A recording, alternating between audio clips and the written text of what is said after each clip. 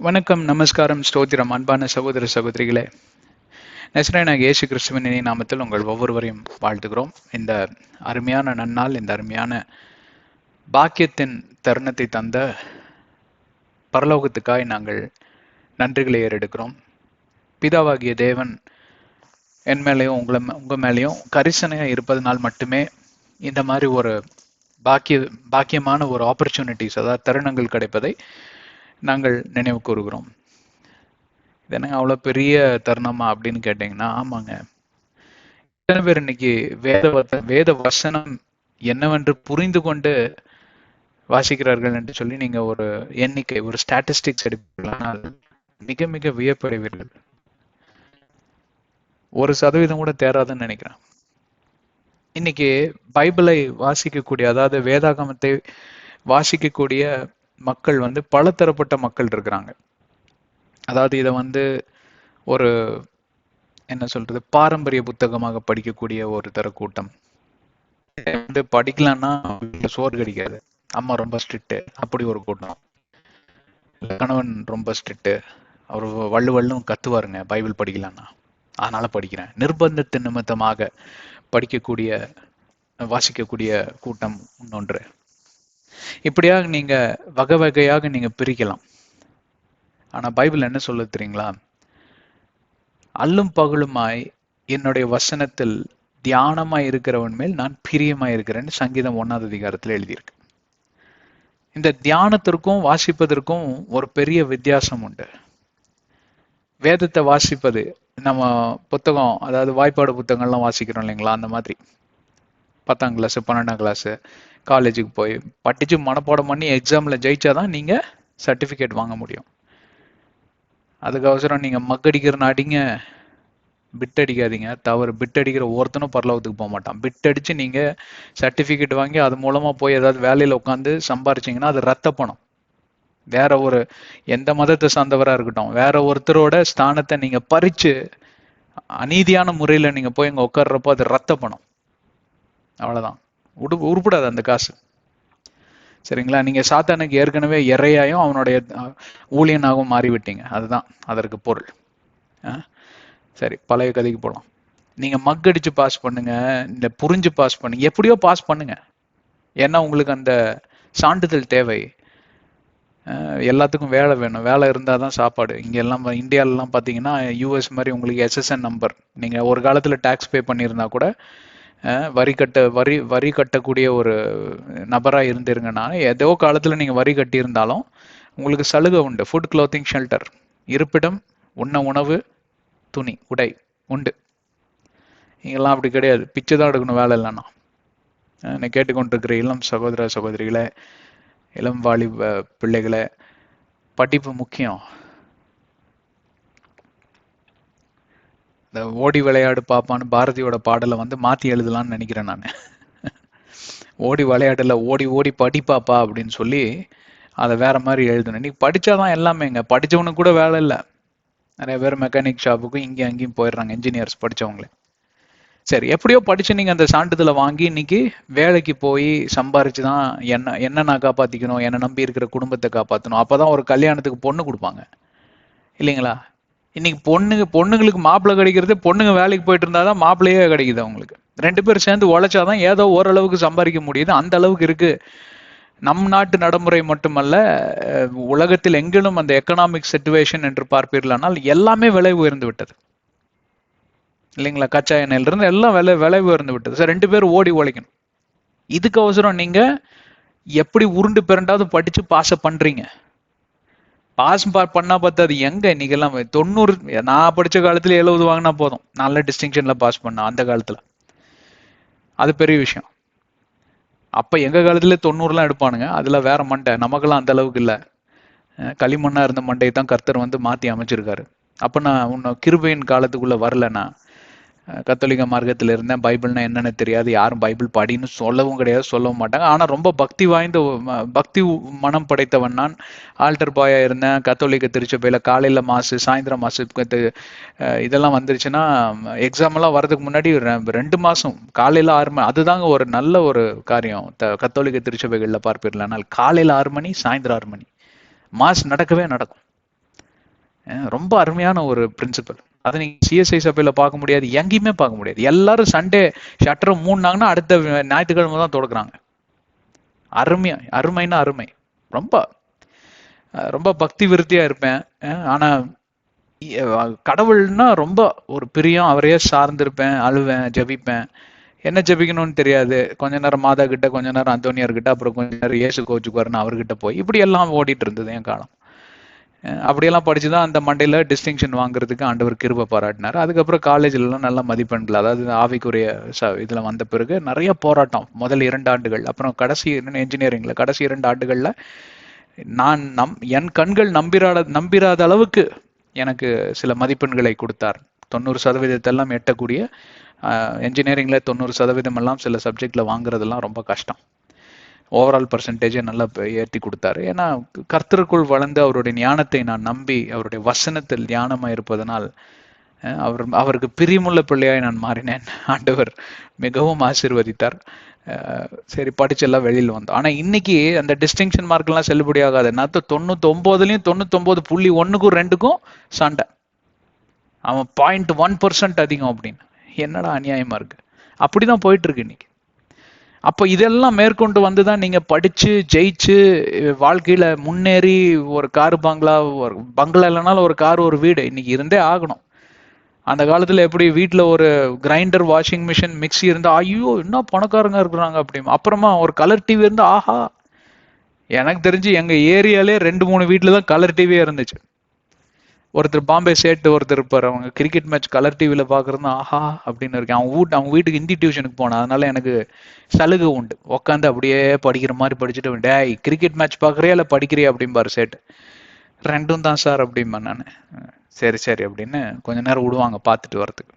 அப்போ colour TV எல்லாம் இருந்தா பெரியது. அப்புறமா வந்துட்டா ஸ்கூட்டர் வாங்கினவா பெரிய பணக்காரன், அப்புறம் கார் வாங்கினேன். இன்னைக்கு பார்த்தா இந்த நான் சொன்னது அத்தனையும் இல்லாத வீடே கிடையாது, எல்லாத்து வீட்லயும் இருக்குது. கரெக்டுங்களா? ஆனா என்ன இல்லை தெரியுங்களா, நாங்க அந்த காலத்துல எங்களுக்கு இருந்த அந்த பக்தி விருத்தி, கடவுள் மேல் இருக்கக்கூடிய பற்று, அவரை சார்ந்து நடப்பது, விசுவாசிப்பது, இதெல்லாம் மங்கி போயிடுச்சு. இதெல்லாம் மங்கி போயிடுச்சு. ஏன்னா இதெல்லாம் பண்ணுனா எனக்கு என்ன கிடைக்கும் அப்படிங்கிற உலகத்துல நம்ம வாழ்ந்துட்டு இருக்கோம். அதெல்லாம் பண்ணுனா எனக்கு சம்பளம் கிடைக்கும், ப்ரமோஷன் கிடைக்கும், பணம் கிடைக்கும், காரு கிடைக்கும், வீடு கிடைக்கும், நல்ல பொண்ணு கிடைக்கும், வரதட்சணையோட. அதுவும் 100 பவுன் போட்டு பொண்ணு கொடுக்குறாங்கிறாங்க என்ஜினியரிங் முடிச்சா. நான் அந்த காலத்துல படிக்கிறப்ப ஹைதராபாத், ஆந்திரால இருந்தெல்லாம் வந்து படிப்பானுங்க. அவனுங்க படிக்கவே மாட்டானுங்க, ஃபுல்லா அரியர்ஸ் தான். எதுக்குன்னா எனக்கு பேருக்கு ஒரு டிகிரி வேணும். அங்க எனக்கு 500 சவரன்ல பொண்ணு கிடைக்கும், ஒரு காரு, ஒரு வீடு பை டிஃபால்ட். டிகிரின்னு ஒண்ணு காமிச்சா போதும், அரியர்ஸ் எவ்வளவு வச்சிருக்கேன்லாம் பிரச்சனை இல்லை. அப்புறம் மாமனார் கம்பெனிலே ஒரு வேலையும் போட்டு கொடுத்துருவோம். அட போட நீ படிச்சு கிழிச்ச அப்படிமா என்ன பார்த்து. என்ன அநியாயமா இருக்கு இல்லைங்களா? இதெல்லாம் பண்ணுனா எனக்கு அதெல்லாம் கிடைக்கும், நான் இதெல்லாம் பண்ணா எனக்கு என்ன கிடைக்கும் அப்படிங்கிறான். நீங்க பைபிள் படியா, பக்தி விருத்தியா, கடவுளை நம்பியா, விசுவசியா? இதெல்லாம் பண்ணாமலே என் வாழ்க்கை நல்லதானே ஓடிட்டு இருக்கான். ஆமா, பிசாசு ஒண்ணு நல்லா பாத்துக்கிறான்னு அர்த்தம். அது உனக்கு தெரியாது. இந்த உலகத்தின் அதிபதியா இருக்கிறவன் பிசாசு. உங்களை ஐஸ்வர்யவனை மாற்றுவதற்கு அவனுக்கு வல்லமை உண்டு. இயேசு கிறிஸ்துக்கு ஒரு ஆஃபர் கொடுத்தான். டேய், உன்னை உலகத்துக்கே பெரிய ராஜா ஆக்கிடுற, என்ன மட்டும் நீ தொட்டு வணங்கினா போதும், அவ்வளவுதான் அப்படின்னு. அப்பால இப்போ சாத்தானே, பிசாசே அப்படின்ட்டார். உன்னாங்க நின்று தானே ஏறி தூக்கி போட்டு மிதிச்சிருப்பார். யாருக்கிட்ட வந்து என்னடா பேசிட்டு இருக்கிறேன். இன்னைக்கு எல்லாம் நம்ம அப்படிதான் பேசுறோமா? பணத்துக்கு இன்னைக்கு வேலை போகக்கூடிய உலகத்துல நம்ம வாழ்ந்து கொண்டு இருக்கிறோம். பணத்தை காப்பாறான, பணத்தை பார்த்தா பணம் கூட வாய் திறக்கும்னு சொல்லுவாங்க அந்த காலத்துல. அதை விட பயங்கர கேவலமா போயிட்டு இருக்கு. பணத்துக்கும் பவருக்கும் பதவிக்கும் இன்னைக்கு மடியாதவனே கிடையாதுங்க. கிறிஸ்துவர்களை பத்தி தான் பேசிட்டு இருக்கேன். அவங்கள விட்டுருங்க, அவங்க வேற மார்க்கத்தை சார்ந்தவங்க, அவங்களுக்கு வேற நம்பிக்கை உண்டு, அவங்க சரி பண்றாங்க. ஆக்சுவலா பாத்தீங்கன்னா கிறிஸ்துவர்களை காட்டிலும் அவங்க மிக மிக நியாயஸ்தர்களா இருக்கிறாங்க, குணசாலிகளா இருக்கிறாங்க, மனுஷத்தன்மை படைத்தவர்களா இருக்காங்க. நம்ம எல்லாம் தான் கொஞ்சம் அப்படியே விலகி போயிட்டு இருக்கோம். நம்மளை பார்த்து கத்துக்கிட்டவங்க தான் அவங்க. மனுஷத்தன்மைன்னா என்ன, இறக்கம் சுவாபம்னா என்ன, கொடுக்கறதுனா என்ன, நம்ம கத்துக் கொடுத்ததெல்லாம். நம்ம பைபிள்ல இருந்து நமக்கு ஆண்டவர் கத்துக் கொடுத்தாரு. நம்மளை பார்த்து பிறர் கத்துக்கிட்டாங்க. இன்னைக்கு அவங்கெல்லாம் கத்துக்கிட்டு நல்லா இருக்காங்க. இன்னைக்கு நம்ம தான் வந்து வழி விலகி போயிட்டு இருக்கோம். எந்த பக்கம் இருக்க நீயே? பணத்தின் பக்கம் இருந்தா பணத்தை சேவி நல்லா சந்தோஷமா இருந்து நரகத்துக்கு போ. கடவுள் பக்கம் இருந்தா கடவுளை சேவி, நல்லா இரு, போராட்டங்கள் மத்தியில துவண்டு போகாத, விசுவாசத்துல ஜெயிக்கிறவனாயிரு, போராளியா இருன்னு சொல்லி பைபிள் ரோமர் 8:37 எபேசியர் 6வது அதிகாரம் 9-17 வசனங்களையும் 6 ஆயுதங்களை குறித்து ஆண்டவர் அங்க குறிப்பிடுகிறார். எந்த பக்கத்தை சேர்ந்தவாப்பா நீ? பச்சோந்தியா இருக்காத. ஒரு கட்சி விட்டு ஒரு கட்சி மாறதுக்கு இது என்ன அரசியலா? பைபிள் அரசியல் புஸ்தகமா? ஆண்டவர் இங்க என்ன அரசியல் கம்பெனிங்க நடத்திட்டு இருக்காரு? அரசியல்வாதியா நம்ம ஆண்டவர் கட்சி மாறுறதுக்கு? இந்த பக்கம் கொஞ்ச நாள், அந்த பக்கம் இந்த பக்கம் கொஞ்ச நாள்னு. நிறைய பேருக்கு என்ன தெரியுங்களா, அவங்க எந்த கட்சின்னு அவங்களுக்கு தெரியாது. கோஷம் போடுறதுக்கு ஒரு கூட்டம் போகும் தெரியுங்களா, ஒரு குவார்டருக்கும் ஒரு பிரியாணிக்கு ஆசைப்பட்டு, அந்த மாதிரி தான் இன்னைக்கு பல பேர். நான் சொல்றது ரொம்ப வேடிக்கையா இருக்கலாம், சில பேர் சிரிச்சு ஓன்னு சிரிச்சுட்டா இருக்கலாம். சிரிக்கிறதுக்கு சொல்லலைங்க, மிக வேதனையோட சொல்லிட்டு இருக்கேன். இன்னைக்கு கிறிஸ்தவம் அப்படியா ஆதிக்கு கிறிஸ்துவ திருச்சபைகள் எப்படி இயங்குச்சுங்க? கம்பத்துல கட்டி வச்சு தார ஊத்தி எரிச்சாங்க, அப்ப கூட அவங்க கிறிஸ்துவ மறுதளிக்கல. சிங்கத்தின் கொபியில தூக்கி போட்டாங்க, அப்ப கூட அவங்க கிறிஸ்துவ மறுதளிக்கல. அப்படியே கிறிஸ்துவுக்கு உயிர் கொடுத்தாங்க. எத்தனை கத்தோலிக்க ஃபாதர்மார்கள் எரிக்கப்பட்டார்கள் தெரியுமா? ஏன்னா அவங்க போப்பாண்டவருக்கு எதிராக போய் அவங்க கொடி பிடிச்சாங்க. என்ன இப்ப பண்ணிட்டு இருக்கீங்க? பைபிள்ல ஒண்ணு எழுதியிருக்கு, நீங்க என்னமோ வேற சொல்லிட்டு மிஸ்லீட் பண்ணிட்டு இருக்கீங்க, தவறாக வழி நடத்தி கொண்டிருக்கிறீங்க. ஜான் ஹஸ்ஸின்னு சொல்லிட்டு ஒரு அருமையான ஒரு பாதிரியார், அவர் மாதிரி பல பேர். நான் ஒரு அந்த சிடி பார்த்துருக்கேன், 1 hour சிடி. அதை பார்க்கிறப்போ கண்கள் எல்லாம் குளமாகும். அப்படியாக அவர்கள் இயேசுவுக்காக தங்கள் உயிரையே விட்டார்கள். அப்படிப்பட்ட கிறிஸ்துவத்தை இன்றைக்கு 2000 வருடம் கழிச்சு எவ்வளவாக நாம் வளர்த்திருக்க வேண்டும்? அதை காட்டிலும் அவல நிலைமையில போய் கொண்டிருப்பதை காட்டிலும் இன்றைக்கு பைபிளையே மாத்தி திருத்தி எழுதி விட்டார். இது பைபிள் கிடையாதுங்க. இப்படியெல்லாம் வாழ்ந்த நம்ம எப்படி பொழிக்கிறது? சரி, வாருங்கள் கடந்து செல்வோம். ஆதியாகமத்தின் ரகசியங்கள் என்கிற தலைப்பில பல மாதங்களாக பல காரியங்களை குறித்து விவரமாக அலாசி ஆராய்ந்து நாம் தியானம் செய்து வருகிறோம். அப்ப எதுக்குங்க இந்த 10-11 நிமிஷம் எதை பத்தி பேசிட்டு இருக்கீங்க? உங்களை பத்தி தாங்க பேசிட்டு இருந்தேன், என்னை பத்தி தாங்க பேசிட்டு இருந்தேன், கிறிஸ்துவர்களை பத்தி தாங்க பேசிட்டு இருந்தேன். அடித்தளம் ஃபவுண்டேஷனல் ரூல்ஸ், ஃபவுண்டேஷனல் பிரின்சிபிள்ஸ் என்று சொல்லுவார்கள் ஆங்கிலத்துல. முதல்ல அதை சரியா பண்ணுவோம். எல்கேஜி முடிச்சுட்டு அப்புறமா 1ஆம் கிளாஸுக்கு போவோம். 1ஆம் கிளாஸ் முடிக்காம நான் நேரம் 10வதுக்கு தான் போவேன் அப்படின்னா மெக்கானிக் ஷாப்ல ஸ்பேனர் கொடுத்து அமுச்சு விட்டுருவாங்க, நீ அதுக்கு தான் லாக்கி அப்படின்னு. மெல்ல மெல்லமா தான் போக முடியும். அதுக்காக தான் இந்த 10-11 நிமிஷம் உயிரை கொடுத்து கத்துறோம். ஏன்னா சில காரியங்கள் எல்லாம் விட்டு விலகி போயிட்டோம் நம்ம. ஆதியாகமத்தில் 3வது அதிகாரத்துல நாம் பல வாரங்களாக தியானம் செய்து வருகிறோம். 3வது அதிகாரத்தில் இப்பொழுது 10வது வசனத்துக்குள் நாம் கடந்து செல்ல இருக்கிறோம். 9வது வசனம் வரைக்கும் நம்ம பல காரியங்களை குறித்து விவரித்தோம். சில மணி நேரம் ஆயிற்று, 15 செஷன் நினைக்கிறேன் இந்த ஒரு 9 வசனம் படிப்பதற்கு. எதற்காக இந்த 3வது அதிகாரம் மிக மிக முக்கிய வாய்ந்தது என்றால், மனிதன் எப்படி விழுந்து போனான். இன்றைக்கு என்னை கேட்டுக்கொண்டிருக்கிற பணக்கார கிறிஸ்துவர்களே,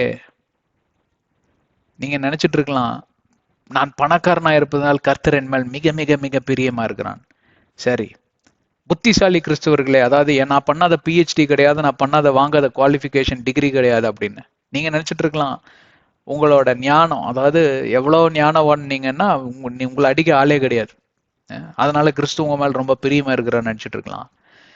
எனக்கு பாருங்க, ஒரு வியாதியும் வரல. எனக்கு தெரிஞ்சவங்க 2 பேர் இருக்காங்க, ஒரு வியாதி வரல, ஒரு வியாதியும் வரலன்னு சொல்லிட்டு எல்லா வியாதியும் வந்து கூட திருந்தல அவங்க. ஒரு வியாதியும் வரல, ஏன்னா கிறிஸ்துவுக்கு நான் மிக மிக பிரியமானவன் விட்டாரு பாருங்க. ஒரு அடியா 10 அடிக்கு மேல வாங்கினா, ரொம்ப நெருங்கின உறவினர்கள் தான். அது வாங்கியும் திருந்தலன்னா, அடியனுக்கு வந்த சோதனை பரலோகம் அனுமதிக்குது, என்ன பண்றது அப்படிங்கிறாங்க. பரலோகம் எதுக்கு அனுமதிக்குது? சோதனைய நீங்க திருந்தும்படி அனுமதிக்குது. சம்டைம்ஸ் ஆண்டவர் சில நேரங்கள்ல சிக்ஷிக்கும்படி அனுமதிக்கிறார். அப்போ அது உங்களுக்கு புத்தி வருமா அப்படின்னு எப்படி வேணா மாத்தி பேசுவான் நம்மால், தெரியுங்களா? விழுந்து போன உலகத்தில் வாழ்ந்து கொண்டிருக்கிறோம். ஆனால் நாம் மாறை தட்டி கொண்டு, நான் இன்னும் விழுகவில்லை, எனக்கு எல்லாம் சரியாக தான் போய் கொண்டிருக்கிறது, என்னிடம் குறையில்லை, என்னிடம் குற்றம் இல்லை, நான் பாவி அல்லன்னு சொல்லுகிறவன் பொய்யன். பொய்யுக்கு பிதாவா இருக்கக்கூடிய பிசாசை சேவிக்கிறான். ஆண்டவரையும் அவன் பார்த்து, நீயே ஒரு பொய்யன் தான், போய அவன் பைபிள் ஒரு பொய் புத்தகம் அப்படிங்கிறான்னு. என்ன இப்படி பச்சையா பேசுறாரு அப்படின்னு நான் பேசலங்க. 1வது அதிகாரம் 7-10 எழுதி இருக்கிறத இப்ப சும்மா லோக்கல் லாங்குவேஜ்ல சொன்னேன். அப்படிதான் எழுதியிருக்கு, நீங்க நல்லா படிச்சு பாருங்க. லோக்கல்ல தான் எழுதியிருக்காங்க. ஏன்னா லோக்கலா இருக்கக்கூடிய மைண்ட் செட், அதாவது ரொம்ப கீழ்த்தனமான ஒரு புத்தி உடையவர்களுக்கெல்லாம் மாது விளங்கணும் அப்படின்னு சொல்லி தான் அப்படி எழுதி வச்சிருக்குன்னு நினைக்கிறேன். அதை விட வெட்ட வெளிச்சமா எழுதவே முடியாது. அப்படிதான் நீங்க சுத்திட்டு இருக்கிறோம். அதை பரிசை என்ன நாவின் பைபிள் சொல்லுது. விழுந்து போன உலகத்துல தான் இருக்கிறோம், விழுந்தவர்களாக தான் இருக்கிறோம். ஆனால் விழுந்து போக வேண்டிய அவசியம் இல்லை. உலகம் விழுந்தது தான். அதனாலதான் இந்த உலகத்தை அழிச்சு போட்டு புதிய வானமும் புதிய பூமியும் ஆண்டவர் படைக்க ஆயத்தமா இருக்கிறாருன்னு வெளிப்பாடு 21-22 சொல்லுது. எத்தனை பேர் என்னோட இருக்கீங்க? உங்க வேதாகமத்துல இருந்து தான் பேசிட்டு வரேன். இது கட்டுக்கதை சொந்த கதையெல்லாம் இல்லை. அதுக்குதான் வேத வசனங்களை கொடுத்துக்கிட்டே வரோம் இல்லைங்களா? உலகம் விழுந்து போனதுதான், ஆனால் மனிதன் விழுந்து போனவன் கிடையாது. ஏனென்றால் 4000 ஆண்டுகளுக்கு பிறகே மெஸ்ஸியானிக் ப்ராஃபசிஸ், ஏசு கிறிஸ்துவை குறித்த எல்லா விதமான தீர்க்க தரிசனங்களும் நிறைவேறின பிறகு, அதாவது அவர் வருவார் இந்த இதெல்லாம் சில சயின்ஸ் எல்லாம் கொடுப்பாங்க. அது தானியல் புத்தகத்திலையும் பார்க்கலாம், ஐசியால பார்க்கலாம். அந்த சயின்ஸ்னா அந்த சயின்ஸுக்கு என்னங்க தமிழ்ல? SIGN, sign. அந்த காரியங்கள் எல்லாம் நிறைவேறின பிறகு இயேசு பிறந்தார். பிறந்து 33 ஆண்டுகள், 33 வயசு அப்படின்னு நீங்க புதிய ஏற்பாடுல எங்கேயுமே பார்க்க முடியாது. தானியல் தான் அதை வெளிப்பாடா எழுதியிருக்காரு. தானியலோட புத்தகத்துல தான் இருக்கு. அதுல ஒரு சில கால்குலேஷன் இருக்கு. அதை வச்சுதான் 30 ஆண்டுகளில அவர் உள்ள வந்து 33 ஆண்டுல அவர் எடுக்கப்பட்டார். மறுபடியும் உயிர்த்தெழுந்தார். வந்து 40 நாட்கள் ஊழியம் செய்தார் சீஷர்கள் மத்தியில. அப்புறம் நடுவானில் எடுக்கப்பட்டார். அப்புறம் என்ன வாயை திறந்து பார்த்துட்டு இருக்கீங்க? அப்போஸ்தலர் 1 அதிகாரம் 8, 9, 10 வசனத்தெல்லாம் படிச்சு பார்த்தீங்கன்னா திருப்பியும் இதே மாதிரி வருவாரு. ஆனா முறை வரப்போ ஆங்கிலத்துல நல்லா வருது. முறை வரப்போ he came to save and not to judge. இரண்டாவது முறை வருகிறப்போ he comes to judge and not to save. முறைய வருகிற இயேசு கிறிஸ்து இந்த உலகத்தை ரட்சிக்கவே வந்தார், காப்பாற்ற வந்தார், நியாயம் தீர்க்கவில்லை. பிணையாளிக்கே நான் வைத்தியம் பார்க்க வந்திருக்கிறேன், அவனுக்கே வந்து வைத்தியம் தேவை, நான் ஒரு வைத்தியம் பிசிஷியனா வந்திருக்கேன் அப்படிங்கிறார். இரண்டாவது முறை வருகிறப்போ ஆண்டவர் சொல்லுகிறார், நான் காப்பாற்ற வரல, ஒவ்வொருத்தனையும் நியாயம் தீர்க்க வரேன், அவ்வளவுதான், காலி பண்ணிடுவேன் எல்லாத்தையும் அப்படிங்கிறார். வெளிப்பாடு 19 அதிகாரத்தை எடுத்து வாசிச்சு பாருங்க. அர்மகதான் யுத்தத்துல எப்படி வருவாருன்னு. அந்த கம்பீர ஸ்தானத்தில் வரக்கூடிய இயேசு இவரா பாவமா தொங்கினார். பாவம், அதாவது பாவியா தொங்கல, பாவமா தொங்கினார். பாவம் ஐயோ பாவம் அப்படி இல்லைங்க. உலகத்தின் பாவம் எல்லாம் சுமத்தப்பட்ட நிலையில பாவமாக தொங்கினார். என் ஸ்தானத்தையும் உங்க ஸ்தானத்தையும் எடுத்து அங்க தொங்கினாருன்னு அர்த்தம். ஐயோ பாவமா தொங்கினாருன்னு இன்னைக்கு நிறைய பேர் அப்படி ஐயோ பாவத்தை நினைச்சிட்டு இருக்கிறாங்க. பாவமா தொங்கினவர் அப்படியாக வரமாட்டார். ராஜாதி ராஜனாய் கர்த்தாதி கர்த்தராய் அவர் தொடையில எழுதியிருக்குமா, ரத்த வஸ்திரத்தை உடுத்திட்டு வருவாராம். புண்ணியர்களோட ரத்தத்தை எல்லாம் எவ்வளவு பேர் நீங்க கொன்னு போட்டீங்க, உங்களெல்லாம் நியாயத்திற்க வர்றார். நீங்க வந்து கொஞ்சம் யோசிச்சு பார்த்துக்கோங்க, நீங்களும் அந்த கேங்ல இருக்கீங்களா இல்ல இந்த கேங்ல இருக்கீங்களான்னு. அதுக்குதான் இந்த விழுந்து போன உலகத்துல மனிதன் விழுந்தவனா இருக்க வேண்டிய அவசியமே இல்லை. ஏனென்றால் 4000 ஆண்டுகளுக்கு பின்பே வந்த இயேசு கிறிஸ்து இந்த உலகத்தை மீட்டெடுத்தார். ரத்த உடன்படிக்கையை கொடுத்தாருன்னு எபிரேயர் 10:29 சொல்லுகிறது. 1 கொரிந்தியர் 6 அதிகாரம் 20வது வசனம் சொல்லுகிறது அல்லவா? அந்த ரத்த உடன்படிக்கைக்குள்ள வந்த முன்னோர்களின் சாபக்கட்டுக்குள் இருக்க வேண்டிய அவசியமே கிடையாது. முன்னோரின் சாபக்கட்டுகள் எல்லாம் உடைக்கப்பட்டது, தள்ளப்பட்டது. உங்கள் மேல் வந்த பிணைகள் எல்லாம் ஆண்டவர் மாற்றி போட்டார். பிழைகள் எல்லாம் மாற்றி போட்டார் இல்லைங்களா? ஆனா அதுபடி வாழ்கிறவன் மனிதன் இன்னைக்கு அப்படியே வாழ்ந்துட்டு இருக்கோம். அப்படின்னா அப்ப நிறைய பேர் வந்து குதர்க்கமா கேள்வி கேட்பாங்க, எதுக்கு வியாதி வருது? வந்த வியாதியில இருந்து உங்களுக்கு விடுதலை தரலையா? அவர் உங்க ஜெபத்திற்கு பதில் தரலையா? சில வியாதிகளை எடுக்கவே இல்லையே. அது உங்களை வந்து தாழ்ச்சியா வைக்கும்படி. பவுலப்போஸ்தலருக்கு தான் ஒரு வியாதி சாவர வரைக்கும் இருந்துச்சு. அந்த முள் எடுக்கவே இல்லையா அவரு? ஏன் பெரிய மாவீரன் எலைசா 2 மடங்கா அற்புதம் செஞ்சவர். அவர் எப்படி செத்தாரு தெரியுங்களா? காலில் போன் கேன்சர். தாவீது எல்லாத்துலயும் அவர் என்ன வேணா சொல்லலாம். தாவீத யுத்த வீரன், மாவீரன், பெரிய ஞானி, எல்லாமே அவர் தீர்க்கதரிசி. அப்படிப்பட்டவரே போன் கேன்சர்ல தான் இருந்தாருங்க. யோபு பக்தனுக்கு வந்தது என்ன? கேன்சர் கட்டிங்க உடம்பு ஃபுல்லா. அப்ப இவங்கெல்லாம் என்ன? எல்லாத்துக்கும் ஒரு காரணத்துக்கு அனுமதிக்கிறாரு. சில வியாதிகளை எடுப்பதில்லை, ஆனா அதனால் நீங்கள் மறிப்பதில்லை. தயவு செஞ்சு புரிஞ்சுக்கோங்க.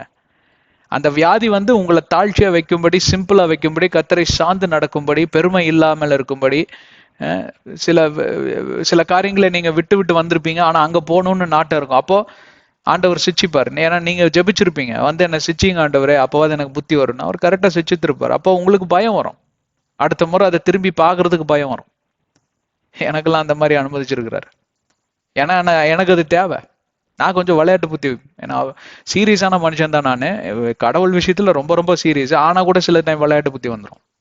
விடு, நம்ம கடவுள் தானே, நம்ம ஆண்டவர் தானே, நம்ம இயேசு கிறிஸ்து தானே, நம்ம ஆவியானவர் தானே, இல்ல எந்த தவறும் கிடையாது. ஏன்னா எனக்குள்ள நீங்க, உங்களுக்குள்ள நான் அப்படின்னு. ஆனா அதை வந்து you can't take it for granted.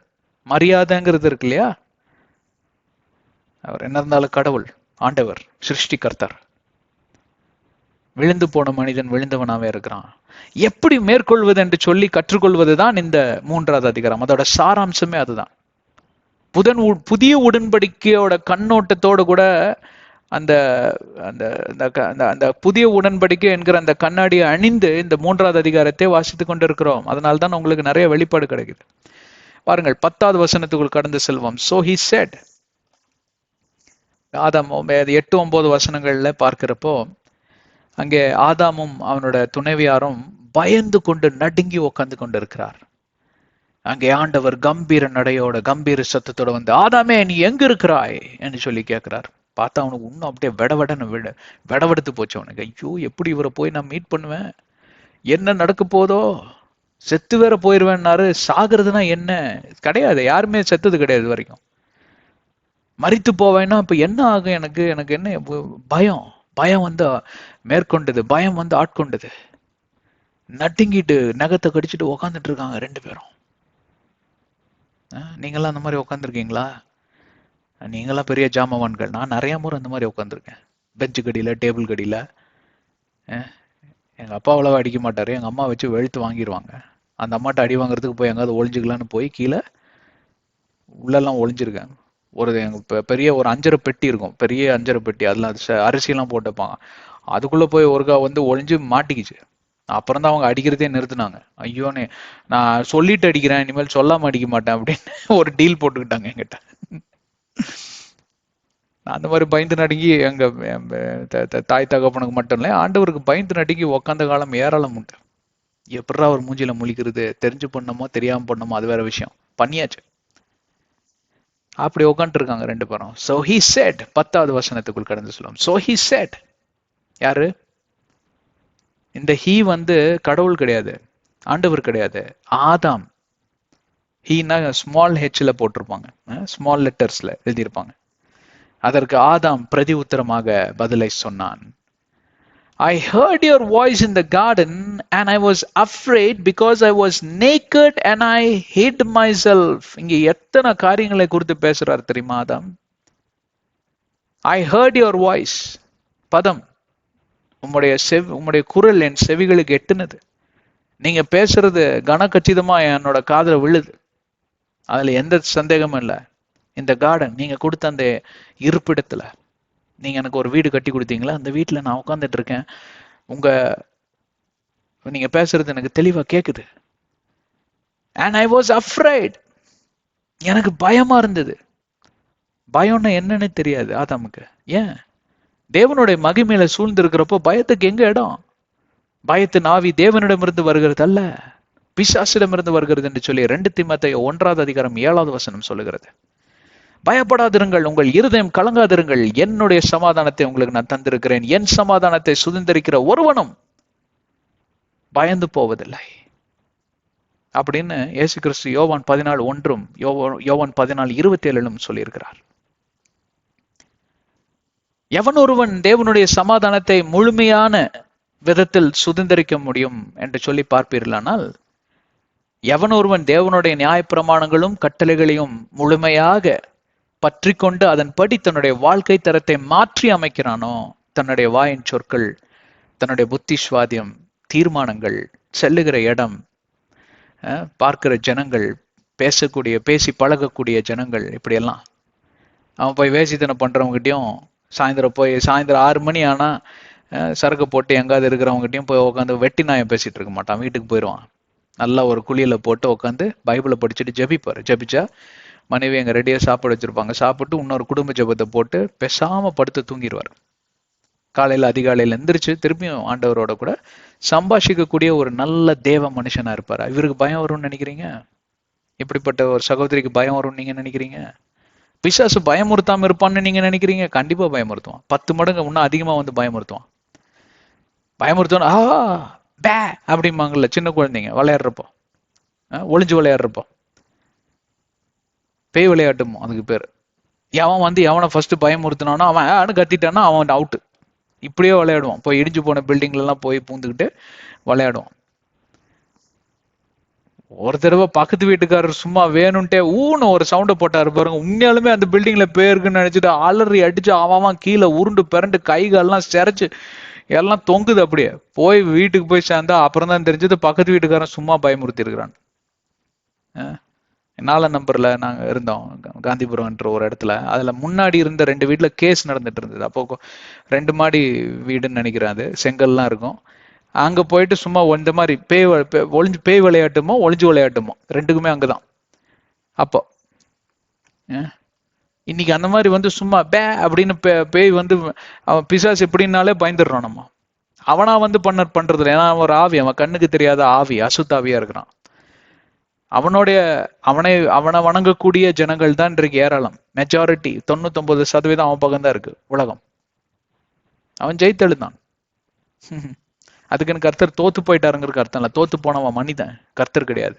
கர்த்தர் அவருடைய செயல்பட சரியாக சிலுவையில செய்து முடித்தார்.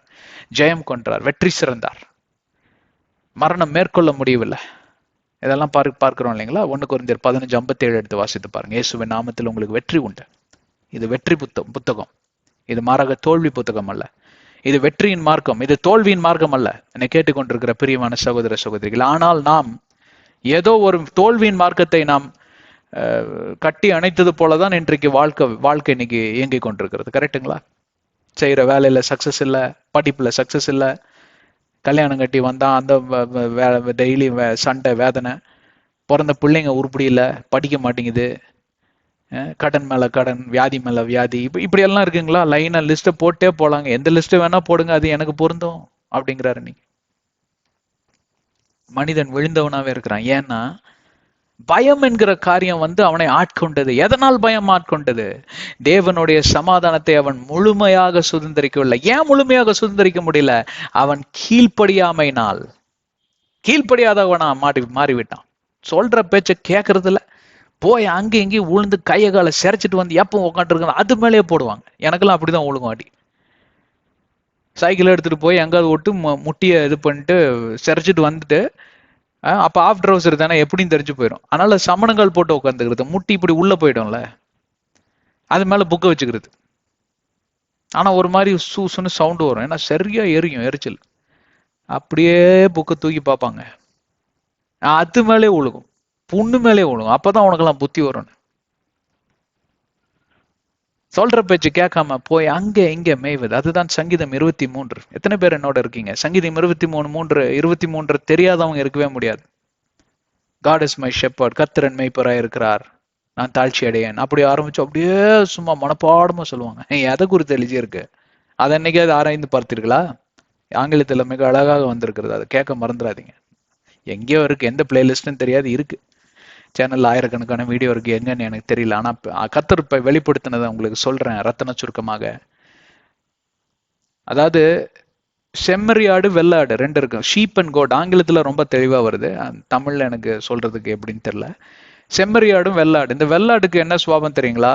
மேய்ப்பனோட குரலுக்கு செவியே சாய்க்காது, துடுக்கு, ரொம்ப சுத்திக்கிட்டே இருக்கும். தான் நினைச்ச இடத்துக்கு போகும், வரும், நினைச்சதை திங்கும், அப்படின்னு சுத்திக்கிட்டே இருக்கும். ஆனா நம்ம செம்மறியாடு இருக்காங்க பாருங்க, அது வந்து நம்ம மேய்ப்பர் வந்து ஏதாவது ஒரு சவுண்டு போட்டோம்னா இதுவும் சவுண்டு போடும் திருப்பி. பக் பக் அப்படின்னா உடனே இதுவும் பே அப்படிங்கும், பே அப்படிங்கும். ஆனா அந்த செம்மறியாடுக்கு இன்னொரு குணாதிசயம் என்னன்னா, மேய்ப்பரோட சத்தம் கொஞ்ச நேரத்துக்கு கேட்கலன்னு வைங்களேன், ஒரு 2 நிமிஷத்துக்கு கேட்கலன்னா திரும்பி அப்படியே பார்க்க, எங்கடா நம்ம மேய்ப்பரை காணும் அப்படின்னு. அப்புறம் அங்க உட்காந்துருப்பாரா, அங்கதான் இருக்கிறாரா, ரைட் அப்படின்னு சொல்லிட்டு திரும்பி பார்த்துட்டே சாப்பிட்டுக்கிட்டே இருக்கும். அப்ப அதோட கவனம், அதோட எண்ணம் அது எதை சார்ந்து இருக்கிறது, எது அது நம்பிக்கை எது மேல இருக்குன்னா தான் சாப்பிடுற புல்லு மேலேயோ செடி கொடி மேலேயோ இல்ல, இது சாப்பிட்றதுனால நான் பெரிய பயில்வான் அவன் அப்படின்றதுல. ஆனா அந்த வெள்ளாடு இருக்கு பாருங்க, அதுக்கு அது மாதிரி தான் எண்ணம். நான் இவனாக்கும், நான் பெரியவனாக்கும், நான் அதை பண்ணுவேனாக்கும், நான் இதை பின்னுவனாக்கும், இங்க போவனாக்கும், அதை பண்ணுவேனாக்கும். சில பேர் பாருங்க ஒரு கடையில் அடங்கவே மாட்டானுங்க. ஒரு கொஞ்சம் காசு சம்பாரிச்ச போது உடனே அதை தூக்கி வேற இடத்துல போறது. போய் பேங்க்ல போடியா, கொஞ்சம் வட்டியாவது கொடுப்பான் அவன். கொஞ்ச நாள் நான் அமைதியாறேன். ஒரு வேலையில 6 மாசம் 2 மாசத்துக்கு மேல தங்க மாட்டான் வெள்ளாடு. மன்னிக்கும், அடங்கா பிடாரி என்று சொன்னால் மிக மிகையாகும், ரொம்ப நல்லா தெளிவா வரும். அடங்கவே மாட்டானுங்க. தானே பிரகஸ்பதி என்று கூட சொல்லலாம். தனக்கு தெரியாதது ஒன்றும் இல்லை. நான் இங்க இருந்து அங்க போவேன், அங்க இருந்து கடைசியில எல்லாத்தையும் தொலைச்சிட்டு மொட்டை அடிச்சு உட்காந்துருப்பான். திருப்பியும் அவங்க அப்பா அம்மா வந்து அவனை தூக்கி நிறுத்தியா, சரிப்பா ராஜா விடு, நாங்க இந்த லேண்டை வித்து உங்களுக்கு தரோம், புதுசா ஒரு வேலையை ஆரம்பி திருப்பியும் தொலைச்சு விட்டு வருவான். ஏன்? மேப்பனோட குரலுக்கு அவன் செவி கொடுப்பதல்ல. மேப்பன் இருக்காரான்னு கூட பாக்குறது இல்லை, இவன் பாட்டுக்கு இஷ்டத்துக்கு போவான். சங்கீதம் 23 பார்ப்பீர்களானால் இந்த செம்மறி ஆட்டுக்கும் இந்த வெள்ள ஆடோட சேர்ந்து சேர்ந்து அந்த சுவாபம் ஒட்டிக்கிச்சான். அது அங்க இல்ல, பட் நான் உங்களுக்கு சொல்றேன், சில கொஞ்சம் யூகத்தோட சொல்றேன், அப்பதான் உங்களுக்கு விளங்கும் எப்படி மனுஷன் விழுந்து போறான்னு தெரியணும் உங்களுக்கு. இப்படிதான் விழுந்து போறான். நீங்க இப்படி விழுந்து போனீங்கன்னு தெரியணுமா? இப்படிதான் நீங்களும் விழுந்து போனீங்க. சேரவ கூடாதெல்லாம் சேர்ந்து, கேட்க கூடாதெல்லாம் கேட்டு, பார்க்க கூடாதெல்லாம் பார்த்து, பண்ணக்கூடாதெல்லாம் பண்ணி, கடைசியில அவனை மாதிரியே மாறிடுவீங்க. நண்பனை பார், நீ யார் என்று அறிந்து கொள்வாய். Look at your companion, you will know who you are. நாலு பொறுக்கி பசங்க, இந்த மாதிரி கேடித்தனம் பண்ற பசங்க கூட சுத்திக்கிட்டே இருங்க, அதே இது ஓட்டிக்கணும். அந்த மாதிரி சீசன் டு சீசன் மாறும். ஏன்னா அப்ப வீட்டுல சுத்தி எல்லாம் வாடகை வீடு தான். எங்களுக்கு ஆண்டவர் கிருபையில சொந்த வீடு, எங்க பாட்டி சொத்து கிடைச்சது, அதுல எல்லாம் வீடு கட்டி உக்காந்துக்கிட்டாங்க. பட் எங்க வீட்டை சுத்தி இருக்கிறவங்க எல்லாம் நிறைய பேர் வாடகைக்கு தான் இருப்பாங்க. அதனால மாறிக்கிட்டே இருப்பாங்களா, சின்ன பசங்க தானே, பசங்களும் மாறிட்டு இருப்பாங்க. அந்த வீட்டுல ஒரு புது பசங்க வந்தா அவங்ககிட்ட சேர்ந்து அவன் சுவாபம் அப்படியே ஒட்டிக்கும். இந்த மாதிரி பல சீசன்கள்ல பல சுவாபங்கள் ஒட்டி கொண்டது. சிலது நல்ல சுவாபம், சிலது கெட்ட சுவாபம். கெட்ட சுவாபங்கள்லாம் ஒட்டிக்கிச்சு. உண்மையாலுமே என் வாழ்க்கையில் நடந்த உண்மை கதை. அந்த மாதிரி இந்த வெள்ளாடோட சேர்ந்து சுத்தி சுத்தி இதுக்கு கொஞ்சம் புத்தி வந்து மழுகி போச்சு. அதனால இப்ப மேப்பன் சொல்றது கேட்கறது இல்ல, மேப்பன் இருக்காரன்னு பாக்குறது இல்ல, போகாதன்னு இந்த இடத்துக்கு போகிறது. அதனால என்ன பண்ணாரு மேப்பன், இந்த அவருடைய கோலும் தடியும் இருக்கும். அது எப்படின்னு கேட்டா, ஒரு பக்கம் இந்த கொக்கி மாதிரி இருக்கும். இந்த வயசானவங்க எல்லாம் வாக்கிங் ஸ்டிக் வச்சிருப்பாங்க, ஒரு கொக்கி இருக்கும் பாத்தீங்கன்னா, அந்த கொக்கியில காலை லைட்டா இழுத்து விடுவார். இழுத்து விட்டாவது திருந்துமா அப்படின்னா சில ஆடுகள் திருந்திருது. ஒரு 10 ஆடுல 7 ஆடு திருந்திருது. ஆனா இன்னும் 3 அடங்கா பிடாரி ஆடுகள் இருக்கு. அந்த ஆடுங்க அதெல்லாம் கிடையாது, நான் போற இடத்துக்கு என்ன கேட்கறதுக்கு நீ யார், அதெல்லாம் நீ பேசக்கூடாது அப்படிமானுங்க. என்ன சொன்னாலும் சரி, மழை என்ன எரும மாட்டு மேல மழை பெஞ்ச மாதிரி அவருக்கு தோல்ல ஒண்ணுமே ஒட்டாது. அவர் என்ன எரும மாடுன்னு சொல்றீங்க, சரிங்க, நீங்க ஒரு வாத்து மாதிரி, வாத்தோட தோல்ல எதுவுமே ஒட்டாதுல, அந்த மாதிரி உங்க மண்டையில ஒண்ணுமே ஒட்ட மாட்டேங்குதுன்னு வச்சுக்கோ. இப்ப நல்லா இருக்கா கேட்கறதுக்கு? ரெண்டும் ஒரே பதம் தான், மொத்தத்துல சொல்றது கேட்க மாட்டீங்க. அப்ப என்ன பண்ணுவார் தெரியுமா ஆண்டவரு? உங்களை எந்த காலத்திலையும் விட்டு கொடுக்காதவர் தான் தேவன். உங்க அப்பா அம்மா சரி, உங்க பெற்ற தாய் தகப்பனே உன்னை யார் என்று சொன்னான், யார் என்று சொல்லி நீ யார் என்று சொல்லி நாங்கள் அறியோம் அப்படின்னு சொன்னாலும் சரி, நான் உன்னை கைவிடுவதில்லை, உன்னை விட்டு விலகுவதும் இல்லை. உள்ளங்கையில் உன்னை வரைந்திருக்கிறேன் மகனே, முடிவு பரியந்த வரை உன்னை நான் தோளில சுமப்பேன். உன் தலைமயிர் நிறைய மட்டுமாய் உனக்கு நானே தகப்பனாய் இருந்து உனக்கு தேவைகள் எல்லாம் நான் சந்திப்பேன். ஐசியா 49:15-16 எழுதியிருக்கிறதுல. யாராவது அந்த மாதிரி சூழ்நிலைகளுக்கு கடந்து போயிருக்கீங்களா? கவலைப்படாதீங்க, ஆண்டவர் இன்னும் இருக்காரு உங்களோட. அப்படியெல்லாம் விட்டுற முடியாது. என்னதான் இருந்தாலும் இது ஏன் ஆடு, ஏன் பையன், ஏன் மகா, ஏன் பையன் அப்படின்னு அதே ராடு இப்படி திருப்பி வச்சு ஒரு வெளுக்கிறாரு பாருங்க. கால் மேல கால் உடைஞ்சிருது, கால் உடைஞ்சு போச்சு. அப்ப என்ன பண்றாரு, நட்டாத்துல விட்டுட்டு போறவர் கிடையாது. அவர் அந்த காலில் பேண்டேஜ் எல்லாம் போட்டுட்டு, அந்த ஆட்டுக்குட்டினால நடக்க முடியாது இல்லையா, ஆனா ஆட்டுக்குட்டிக்கு புத்தி வந்துருச்சு, அதை எடுத்து தோல் மேல போட்டுக்குவார். அதுதான் பாத்தீங்கன்னா கத்தோலிக்கர்களோட வீட்டுல பாத்தீங்கன்னா இந்த நல்ல மேய்ப்பர்னு சொல்லிட்டு தோல்ல ஆடு இருக்கும். ஆனா கொஞ்சம் எட்டி பார்க்க மறந்துட்டீங்க, அந்த ஒரு காலில் பாத்தீங்கன்னா கட்டு இருக்கும். எட்டி பார்க்காதீங்க, கட்டு போட்ட ஆட்டுக்குட்டியை நானும் பார்த்ததே கிடையாது. எந்த சித்திரத்திலையும் அதை யாருமே வரையில சரியா. அதுதான் அதற்கு பொருளுங்க. அதனால்தான் விலக்கி சொல்லிட்டு இருக்கேன். எவன் ஒருவனுக்கு பயம் வந்து சூழ்ந்து கொள்வது, கட்டு போட்ட ஆட்டுக்குட்டியா இருந்தீங்கன்னா தான் உங்களுக்கு பயம் வரும். அந்த பயம் வர்றது நல்லதும்ப நான். ஏன்னு கேட்டா, அடுத்த முறை அதே மாதிரி இந்த காலில் விழுங்கும். 3 கால் இருக்கு இல்லையா ஆட்டுக்குட்டிக்கு, ஒரு காலில் தான் அடிச்சாரு. அடுத்த இன்னும் 4 காலையும் உடைக்கிறதுக்கு கர்த்தர் தயங்க மாட்டாரு. மூடனோட முதுகுக்கு பிரம்பு, நீ அடிக்கிறதுனால அவன் செத்து போக மாட்டான், நான் நரகத்துக்கு போக மாட்டான், பரலோகத்துக்கு போவான். அடிச்சாலும் பரவாயில்லங்குது பைபிள் எழுதியிருக்கு நீதிமொழிகள்ல. அதுதான் சங்கீதம் 23. அப்ப அந்த ஒரு பயம் வரும், நல்ல பயம். ஆனா இங்க கைமீறி போயிடுச்சு. இப்ப அவன் எதனால பயப்பட்டு இருக்கான்? சொல்லியும் கேட்கல. இப்ப 4 காலையும் உடைச்சு, இல்ல நான் நொண்டிட்டாவது போய் அந்த பக்கம் நிப்பேன். எதனால ஆண்டவர் போக கூடாதுன்னு சொல்றாரு தெரியுங்களா? அந்த பக்கம் பாத்தீங்கன்னா பச்சை பச்சைன்னு இருக்கும், அங்க போய் நல்லா சாப்பிடலான்னு போங்க. ஆனா அதுக்கு பின்னாடி ஒரு நரியோ ஒரு புலியோ ஒரு கரடியோ இருக்கும், ரெடியா வெயிட் பண்ணிட்டு இருக்கும் ஒளிஞ்சுக்கிட்டு. இந்த ஆடு மேண்டு போகும், லபக்குன்னு பிடிச்சி கவிட்டு ஓடியே போயிடும். அப்படி பிடிச்சி கவிட்டு ஓடி போயிருச்சுன்னா பழைய ஏற்பாடு பிரகாரம் உங்களுக்கு தெரியுமா, அது மேய்ப்பர் எண்ணிதான் அனுப்புவாங்க. அந்த ஆடுகளுக்கு பொறுப்பு இவங்க தான். அதுல ஒரு ஆடு குறைஞ்சதுன்னா கூட உங்களுக்கு தண்டனை உண்டு. ஆமா, ஒன்னா சோறு கிடையாது, இல்ல சம்பளம் கிடையாது, எதையாவது ஒண்ணு தண்டனை உங்களுக்கு உண்டு. அந்த தண்டனைக்கு பயந்துட்டு இந்த மேய்ப்பர்கள்லாம் ஆட்டை பாதுகாப்பாங்க. எந்த தண்டனைக்கும் பயப்படுறவர் ஆண்டவர் கிடையாது.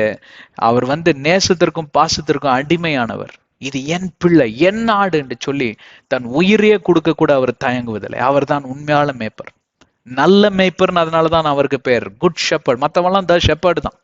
ஏன்? கூலிக்கு மாரடிக்கிறவங்க, வேற வழி கிடையாது, வயிற்று பொழப்பு. அதனால அதை பாதுகாப்பான், அதனால சண்டை போடுவான். சிங்கத்து கூட எல்லாம் சண்டை போட்டு எல்லாம் வாயெல்லாம் கிழிச்சேன் அப்படிம்பாரு இல்லைங்களா? அது உண்மை. தாவீதுக்காரன். ஏன்னா தாவீது சங்கீதம் 69 எடுத்து படிச்சு பாருங்க, சரித்திரம் சொல்லுது, அது அவரோட சங்கீதம். எப்படியெல்லாம் அவரை ஹராஸ் பண்ணாங்க அவங்க கூட இருந்த சகோதரர்கள், அவங்களுடைய தகப்பன வீட்டாரெல்லாம் எப்படி அவரை ஹராஸ் பண்ணாங்க. அதுல one of the harassments, one of the punishment என்னன்னு கேட்டா, சும்மாவது எண்ணிக்கையை மாத்தி சொல்றது இல்லையா. நாங்க 101 ஆடு கொடுத்தா நீ 100 தான் கொண்டு வந்திருக்கேன்னு வேணும்னு அவருக்கு பனிஷ்மெண்ட், தண்டனை போடுவாங்க. அதாவது ஆண்டவர் இயேசு கிறிஸ்துவுக்கு ஒரு இதை கலந்து கொடுத்தாங்க இல்லைங்களா, ஒரு சின்ன ஒரு கெமிக்கல் கலந்து கொடுத்தாங்க. அந்த கெமிக்கல் குடிச்சா மரத்துரும் உடம்பு. அது ஒரு ஒரு பச்சாதாபம், ஒரு ஒரு ஹியூமனிடேரியன் பேசிஸ்ல அது கொடுத்தாங்க. ஆனா இயேசு கிறிஸ்து அதை தெரிஞ்சுக்கிட்டாரு, உடனே துப்பிட்டாரு. அது வேண்டாம் வேண்டாம், அந்த வலி என்னில் உடம்புல இருக்கட்டும், அப்பதான் அந்த வேதனை என்னன்னு எனக்கு தெரியும், அப்பதான் நான் பரிகாரியா இயேசு கிறிஸ்துவா இருந்து இவர்களுக்கு ஜெபிக்க முடியும்னு துப்பிட்டாரு. தாவீதுக்காரனுக்கு என்னன்னா அதே கெமிக்கல் தான், கேல் GALL, கேல் என்று சொல்வார்கள். அந்த கேல் என்கிற கெமிக்கலை கலந்து கொடுத்தா வயிறுலாம் வலி பின்னி எடுக்கும். அன்னைக்கு சாப்பாடு கிடையாது, மூக்க பிடிச்சி அதை ஊத்தி விட்டுருவாங்க கேல்ங்கிற கெமிக்கலை. அந்த மாதிரிலாம் வேதனைப்பட்டவர் தான் தாவீதுக்காரன். அவர் நல்ல மேய்ப்பர் தான், ஆனா அவரை பொய் சொல்லி இந்த மாதிரி எல்லாம் பண்ண வச்சுட்டாங்க. ஆனா மேய்ப்பனுக்கும் நல்ல மேய்ப்பனுக்கும் இதுதான் வித்தியாசம். எங்கிருந்து எங்க போகுது பாத்தீங்களா கதை, வண்டி. புரியுதுங்களா உங்களுக்கு? இது கைமீறி போயிடுச்சு. 4 காலையும் உடைச்சு விட்டும் புத்தி வரல. தான் உயிரே கொடுத்து போராடி இருக்கிறார் இயேசு கிறிஸ்து. தான் உயிரையே கொடுத்து உங்களை என்னை மீட்டெடுத்திருக்கிறாரு. அப்பவும் நான் நினைக்கிறதான் பண்ணுவேன். அப்ப என்ன ஆகும்? பாவத்திற்கு இரையாவீர்கள், பிசாசுக்கு வேலை பார்ப்பீங்க, அப்ப விழுந்து போவீங்க. அப்ப ஆட்டோமேட்டிக்கா பயம் சூழ்ந்து கொள்ளும். பயம் சூழ்ந்து கொள்ளுகிறப்போ ஒன்னா மன உளைச்சலுக்குள்ள போவீங்க, தற்கொலைக்குள்ள போவீங்க, இல்ல இதுக்கு வெறி பிடிச்சவனா மாறுவீங்க, இல்ல போதை பொருளுக்கு அடிமையாவீங்க. ஏதோ ஒண்ணு நடக்கும். மரணம் என்கிறது நிச்சயம். ஆவிக்குரிய மரணம் ஆயிற்று. அதனாலதான் நீங்க கடவுளுக்கு பயப்படாம பிசாசோடைய குரலுக்கு செவி சாய்த்து போயிட்டு இன்னைக்கு பயந்து நடுங்கி கொண்டு உட்காந்துருக்கீங்க, ஆதாம் போல. I was afraid. நான் பயந்தேன், நான் பயந்து கொண்டிருந்தேன், நான் பயத்தினால தள்ளப்பட்டிருந்தேன். அதற்கான அது ஒரு பொருள் ஆகும். அதோட நிறுத்தல அவரு.